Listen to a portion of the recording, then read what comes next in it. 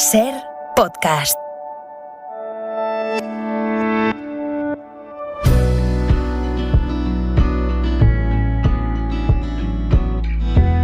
Hora 25. Con Pepa Bueno.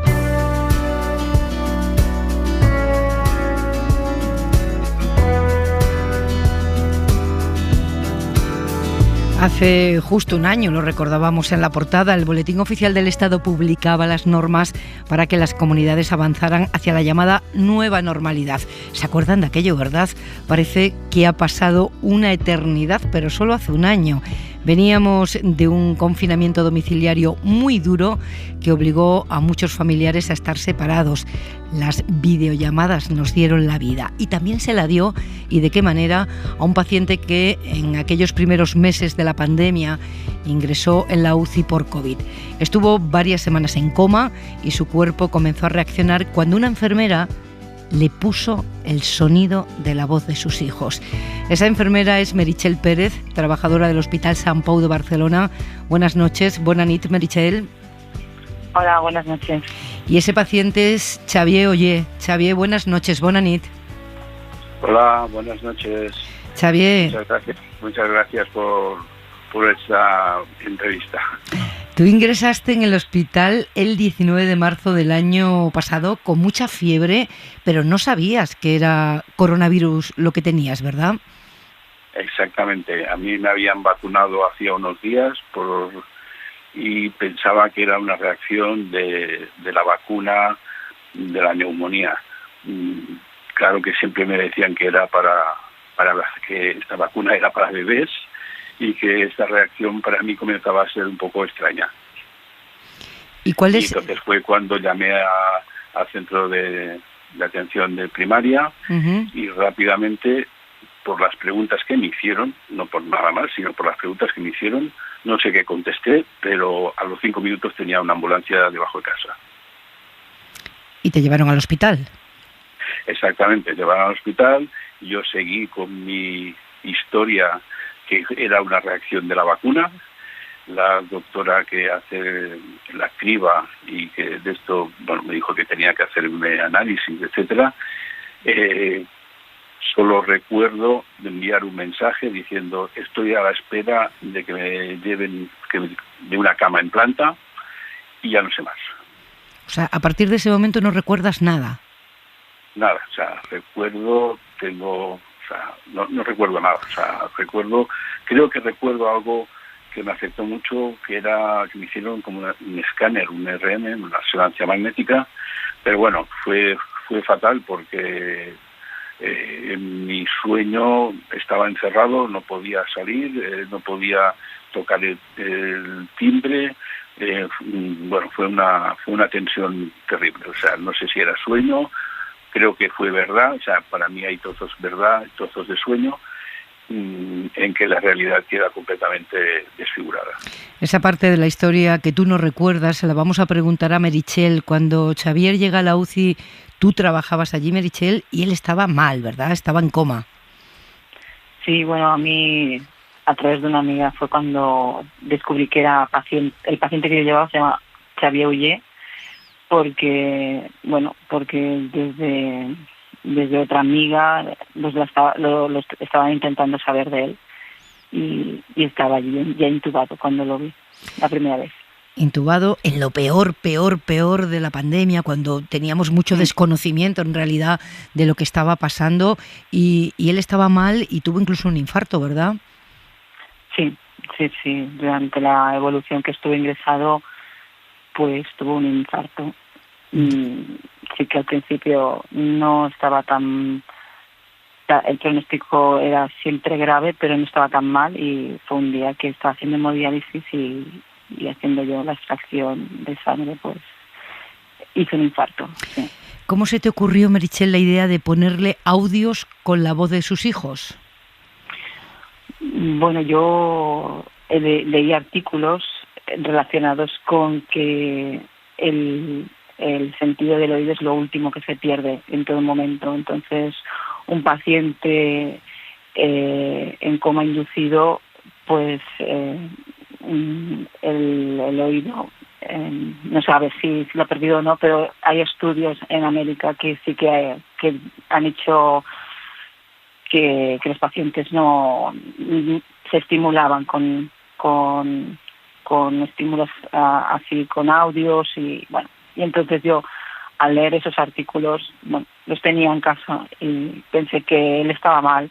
De alguna manera era una manera de poder hacer que la familia también se inmiscuyera y que él estuviera más cerca de ellos, ¿no?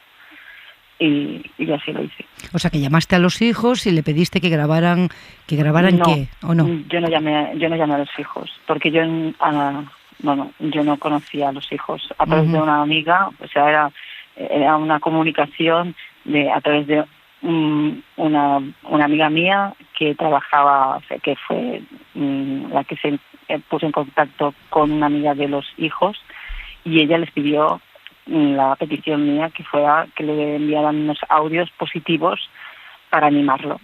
Y entonces fue entre 3 personas, una cadena de favores. Una cadena de favores. Uno de los audios que escuchó Xavier en esos momentos, uno de esos audios que tú le habías pedido a la cadena de favores, bueno, pues uno de esos audios fue este. Seràs avi d'un altre nen. Ja tenim els anàlisis i tot, i el bebè està perfecte i serà un altre nen. Així que tens una altra cosa més per la que lluitar.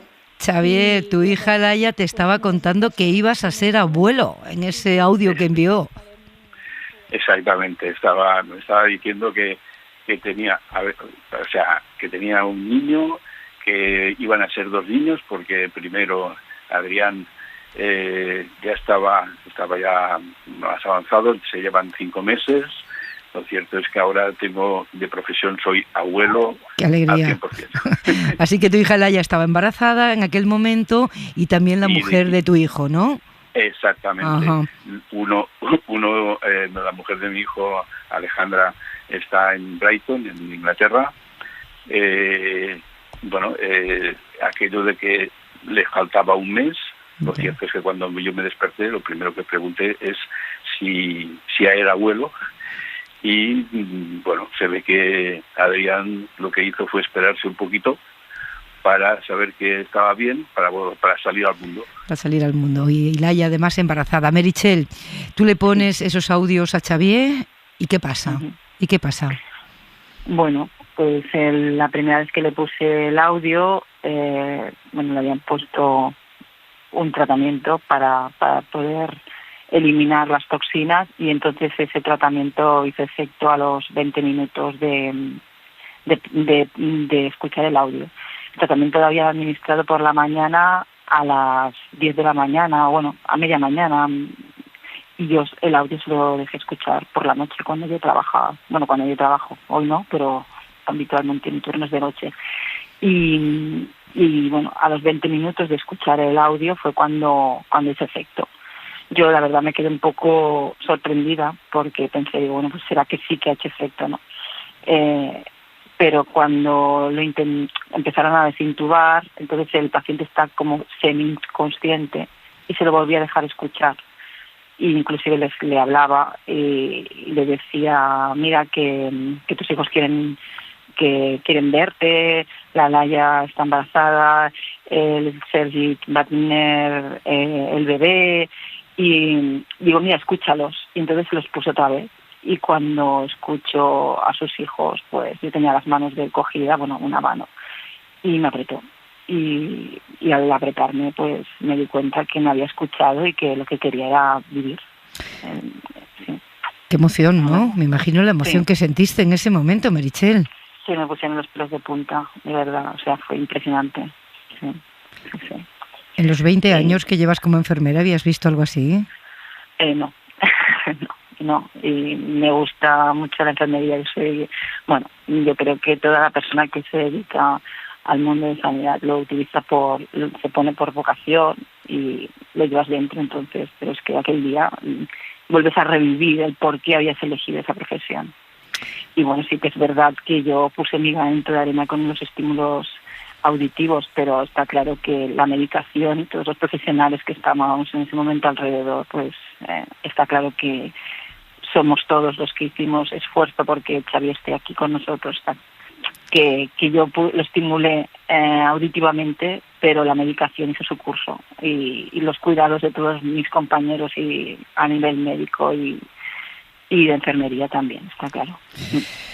Qué suerte tenemos, Xavier, de haber estado en manos como las de Meritxell. Qué suerte hemos tenido en esta desgracia enorme. Es como mi ángel de la guarda. O sea, es aquello de que, a ver, parece infantil, pero es que una iniciativa de este tipo dentro de un hospital, dentro de una pandemia, cuando esto empezó, que no había información, todo el mundo, parece ser que, yo estaba durmiendo, parece ser que todo el mundo buscaba soluciones, buscaba alternativas, buscaba medicamentos, buscaba formas de tratar a los que habíamos tenido esta infección. A partir de aquí, lo único que puedo hacer es agradecer el trabajo, la iniciativa de todo el personal de enfermería y todo el personal médico. O sea, es increíble lo que yo he vivido en el Hospital de Sant Pau. O sea, mis hijos me pueden dar incluso la bronca porque me olvide de un médico, pero es que hay infinidad de médicos, los médicos que daban los partes, el papelón que tienen, los médicos que tienen que hacer los informes, los papelones que tienen las enfermeras, el trabajo que tienen las enfermeras. O sea, lo que ha hecho Meritxell, perdonadme, pero es humanizar la medicina. Sí, señor. Es humanizar la medicina. O sea, para mí es una forma de una medicina en que sí, que tenemos unos médicos, tenemos unos protocolos, tenemos toda una serie de soluciones, esto para aquello, o sea, ahí están los estudios, ahí están las formas, ahí están las maneras de ser los médicos, pero la parte humanizante, o la parte de que se da de humanizar, en que me hayan hecho escuchar estos audios, que yo he podido reaccionar, para mí esto es un milagro. Eso es hacer grande esa profesión que ya lo es. Bueno, pues como todo esto empezó con los audios de Laia y de Sergi, los hijos de Xavier, les hemos pedido que hoy también estén presentes aquí con nosotros. Escuchad. Papá, decirte que estoy muy orgullosa de ti, que ahora hace un año estabas saliendo del hospital gracias a tu fuerza, a tu valentía y a la gente que estuvo allí a tu lado las 24 horas. Estamos, ya sabes, súper contentos, súper felices. Tu ilusión siempre decías que era pues ver crecer a tus nietos y las circunstancias en ese momento fueron muy duras. No sabíamos ni siquiera si ibas a verlos nacer, pero finalmente pues todo salió bien y así como deseabas, como deseas, estás viendo crecer a Biel y a Adrián, que están contentos y felices de tener a su iaio con ellos. Un beso, papá, t'estimem molt. Papá, esperamos que te guste esta sorpresa. Te queríamos mandar un beso muy grande desde Brighton. Hace un año las cosas no pintaban muy bien, la verdad, pero ahora estamos muy felices de poder seguir disfrutándote y de que hayas podido conocer a tus dos nietos. También quiero aprovechar la ocasión no solo para darle las gracias al equipo médico, que estuvo las 24 horas con mi padre, sino también a todos aquellos sanitarios que se están dejando el alma en esta pandemia. Un abrazo muy grande desde UK. Ay, Xavier, Meritxell, que lloramos aquí en este estudio y en este control de la radio. Vaya historia tan bonita. ¿Qué hijos tienes, Xavier, eh? ¿Qué hijos tienes, eh? Pepa, esto no tengo palabras. Es que no tengo palabras. Como puedes ver, es que, has podido leer, has podido ver, has podido escuchar, o sea, el orgullo que tengo como familia, no tengo palabras, o sea, mis hijos, no solo, o sea, mis hijos, y considero hijos a la mujer de mi hijo y al compañero y al hombre de mi hija, al Alex. La verdad es que los quiero tanto, Los quiero tanto. Y ellos a ti. No puedo decir más. Y ellos a ti, Xavier. Y tienes al lado a Meritxell, no le puedes pedir mucho más a la vida, Meritxell.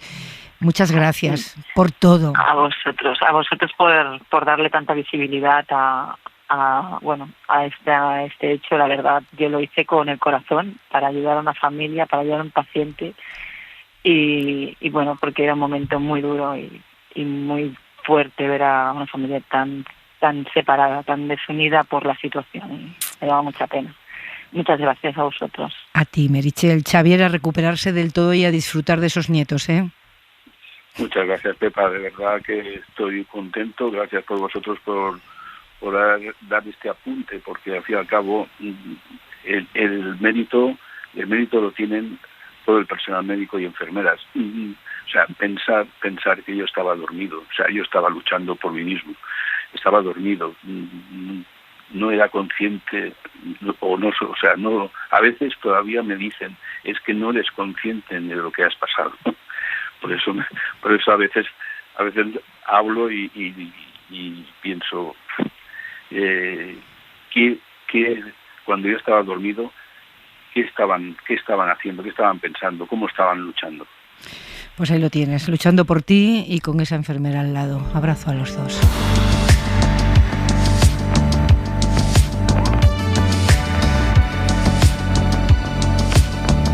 La verdad es que seguimos con mucha emoción, ¿eh? Después de esta historia, una historia más de las que nos ha dejado el coronavirus y de la valentía, la imaginación y la entrega del personal sanitario en los momentos más difíciles. Acabamos de escuchar a Xavier, que tiene todavía alguna secuela a consecuencia de aquel COVID que padeció, de aquella estancia en la UCI, y el Hospital Universitario de Albacete ha publicado un estudio que confirma que es algo que sufren el 10% de las personas que se infectan con el coronavirus. 1 de cada 10 sufre secuelas y el 80% son neurológicas. A la cabeza de ese estudio está Tomás Segura, que es neurólogo y jefe del servicio de neurología del Hospital Universitario de Albacete. Muy buenas noches. Hola, buenas noches. Lo primero de todo, enhorabuena, porque el estudio se ha publicado en una prestigiosa revista americana de neurología, la más importante del sector, y lleva más de 250 citas desde su publicación. Eso es muchísimo, ¿no? Porque la media es de 40 en un año, lo que demuestra la seriedad del estudio y el interés que despierta. Así que el coronavirus es neurotóxico. ¿Qué quiere decir exactamente eso? Es una manera de nombrar que afecta al sistema nervioso, pero que en nuestra opinión, y creo que la mayor parte de mis colegas la comparten, no lo invade. De alguna manera tiene la capacidad de resultar lesivo para el cerebro sin necesidad de él mismo meterse dentro del cerebro y atacar a sus células, a las neuronas. Ya, ¿y qué tipo de secuelas neurológicas deja? Claro, cuando una persona sufre COVID, puede tener, lógicamente, es un virus que entra por la vía respiratoria y que va a causar un grave problema pulmonar, pero lo que nosotros vimos en este trabajo es que hasta un 57% de los pacientes tenían afectación neurológica ligada al COVID grave, que era el que nosotros veíamos en marzo y abril en nuestro hospital. Y lo que nos llamaba la atención es cómo el virus podía causar esta afectación. Y a base de ver muchos pacientes, por desgracia, y también de poder estudiar algunas muestras del cerebro de algunos, también por desgracia, pues pudimos intuir que lo que está pasando es que se rompe la barrera hematoencefálica, que el virus que provoca una reacción inflamatoria global, lo que la gente habrá oído ya alguna vez que decimos los médicos, tormenta de citoquinas. Sí, pues, lo oímos mucho, pues desgraciadamente. Es la que realmente, casi con toda seguridad, eso y el tropismo que tiene el virus por el endotelio, es decir, la cubierta que tienen todos los vasos de nuestro organismo y también los cerebrales, esto hace que ese tamiz que separa el contenido de la sangre del tejido cerebral, en vez de ser muy fino, se abra, y cuando se abre se produce la lesión del cerebro. ¿Y lesión que tiene qué tipo de síntomas? Porque hablábamos de la pérdida de memoria, eso lo hemos comentado alguna vez en el programa, del olfato. ¿Qué otros síntomas neurológicos provoca? A ver, aquí lo que pasa es que por un lado los pacientes que tienen durante un COVID grave una ruptura de la barrera hematoencefálica pueden sufrir daño neurológico muy importante, y entonces, dependiendo de qué zona del cerebro quede afectada, tendrán secuelas. Por ejemplo, si sufro un infarto cerebral en el contexto de COVID en el área del lenguaje, pues ya no podré hablar y tengo como secuelas el trastorno del lenguaje. Pero luego lo que empezó a maravillarnos cuando pasamos de la zona tan terrible de la primera ola, es decir, cuando estábamos ya metidos en el mes de junio o julio, lo que nos empezó a maravillar es que pacientes que no habíamos visto en la fase aguda no habían estado tan graves como para tener que ir al hospital, venían a nuestras consultas que estaban recién abiertas diciendo, oiga, mire, yo no soy el que era. ¿Pero a qué se refiere usted? Mire que yo ahora duermo mal por la noche, no recuerdo el nombre de las cosas, no soy capaz de nombrar objetos que antes hacía, tengo una sensación continua de niebla mental, se me duermen las manos, cuando me incorporo rápidamente de la silla se me acelera el corazón de una manera desmesurada, tengo hormiguillo en la punta de los dedos y en la punta de los pies y, en definitiva, pues no puedo ejercer mi trabajo con todo rendimiento y tampoco puedo ejercer mi vida normal como lo hacía antes. Y claro, cuando eso te lo cuenta el primer paciente, dices, mira, lo que le pasa a esta señora, porque la mayoría eran mujeres, lo que le pasa es que hemos sufrido una tragedia social tan impresionante que está impactada, no dormirá bien y no descansa bien. Pero a la que son ya 100, 200 los que te lo dicen, empiezas a sospechar que realmente su cerebro tendrá algún tipo de lesión. Y en estas está todavía la medicina. No sabemos muy bien porque las pruebas complementarias normales que se hace a este tipo de pacientes, no al que tuvo un infarto en el contexto de COVID grave, sino al paciente que pasó un COVID trivial y ahora le pasa todo esto que yo acabo de contar. Las pruebas complementarias habituales son siempre normales. Y eso también es un problema para el paciente, porque le decimos, mire, nosotros aquí en Albacete ya no se lo decimos, ¿no? Pero muchos compañeros todavía le dicen, mire, pues no sé lo que le pasa y no tengo tampoco solución para usted. Ya, claro, no sé lo que le pasa, sus pruebas complementarias dan bien, pero yo no puedo seguir haciendo la vida que hacía. Nada menos, Tomás Segura, neurólogo, jefe del Servicio de Neurología del Hospital Universitario de Albacete. Enhorabuena de nuevo y muchas gracias. Buenas noches. Nada, buenas noches. Y seguimos aprendiendo del COVID y del coronavirus y de la batalla contra sus consecuencias. A esta hora, cada lunes, la opinión de Miguel Ángel Aguilar. La columna de las 9. Miguel Ángel Aguilar. Pepa se impone insistir en la necesidad del balcón. Ni puede proclamarse un papa ni tampoco una república independiente sin que el elegido en el cónclave o donde sea salga al balcón solo o en compañía, que ha de permanecer un paso por detrás. En aquellos días de la pretendida independencia catalana, todo quedó perdido para la causa de Waterloo cuando la incomparecencia de Carles Puigdemont en el balcón del Palau. Años atrás, el 14 de abril del 31, tuvimos Segunda República cuando a las 8 de la tarde Niceto Alcalá Zamora se asomó a la Puerta del Sol desde el balcón de Gobernación para proclamarla mientras se izaba la bandera. Mañana martes, sobre las 10 de la noche, cuando nos sirvan los resultados del recuento electoral, será el momento en que los candidatos, abrigados o abandonados por los líderes nacionales de sus respectivos partidos, habrán de salir a los balcones correspondientes para exhibir la victoria o disfrazar de éxito la derrota, por palmaria que haya sido, buscando enjugarla con referencias al término de comparación que más convenga, por remoto que sea.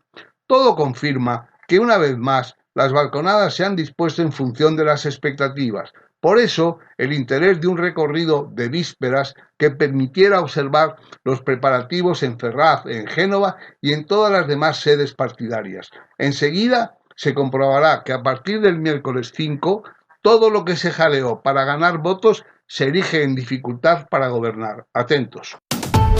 Suscríbete a Hora 25. Todos los episodios y contenidos adicionales en la app de Cadena SER y en nuestros canales de Apple Podcast, Spotify, iVoox, Google Podcast y YouTube. Escúchanos en directo en la SER de lunes a viernes a las 8 de la tarde.